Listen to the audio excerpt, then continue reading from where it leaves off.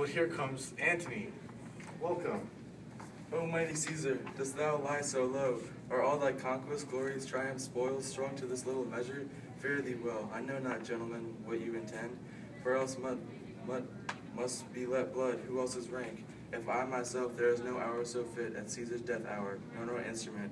With the most noble blood of all this world, I do beseech thee, if you bear me hard, now whilst your purple hands do reek and smoke, fulfill your pleasure, live 1,000 years. I shall not find myself so apt to die. No place will please me, no mean of death, as here by Caesar, and by you cut off, the choice and master spirits of this age.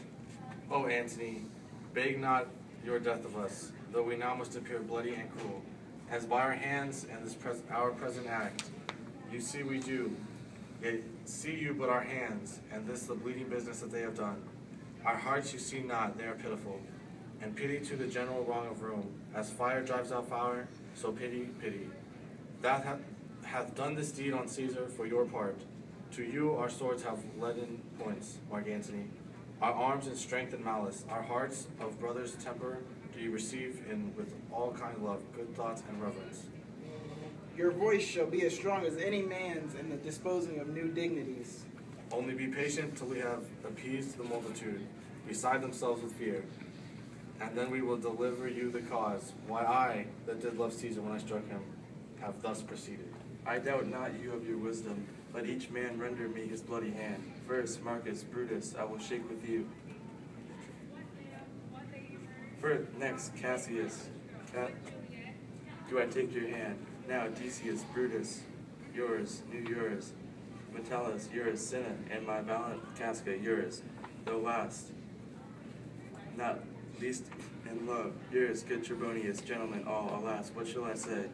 My credit now stands on such slippery ground, that one of two bad ways and must conceit me, either a coward or a flatterer, that I did not love thee, Caesar, oh, 'tis true. If then thy spirit look upon us now, shall it not grieve thee dearer than thy death, to see thy Antony making his peace, shaking the bloody fingers of thy foes? Most noble in the presence of thy course, had I as many eyes and half wounds, weeping as fast as they stream forth by thy blood. It would become me better than too close in terms of friendship with thine enemies. Pardon me, Julius. Here wast thou by, brave heart. Here didst thou fall, and here thy hunters stand, signed up in thy spoil, and crimsoned in thy leaf.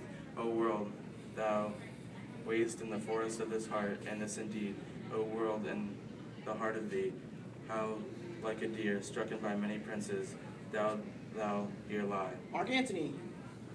Pardon me, Caius Cassius.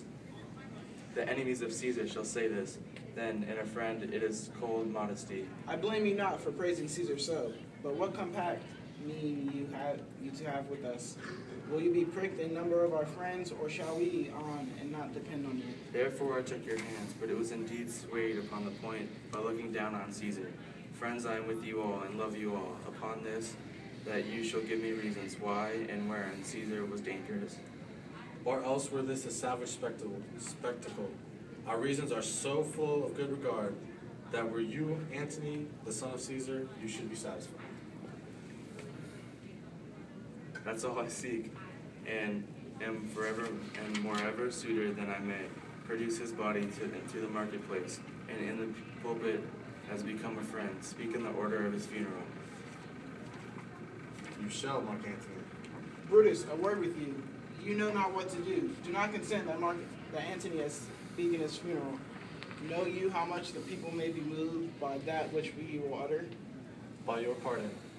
I will myself into the pulpit first, and show the reason of our Caesar's death. When Antony shall speak, I protest he speaks by leave and permission, and that we are consent to Caesar shall have all true rights and lawful ceremonies. I know not what... It shall advantage more than do us wrong. I know not what may fall, I like it not. Mark Antony, here, take you Caesar's body. Mark Antony, here, take you Caesar's body. You shall not in your funeral speech blame us, but speak all good you can devise of Caesar, and say you do by our permission, else shall you not have any hand at all about this funeral, and you shall speak in the same pulpit whereto I am going after my speech is ended. Be it so, I do desire no more. Prepare the body then, and follow us.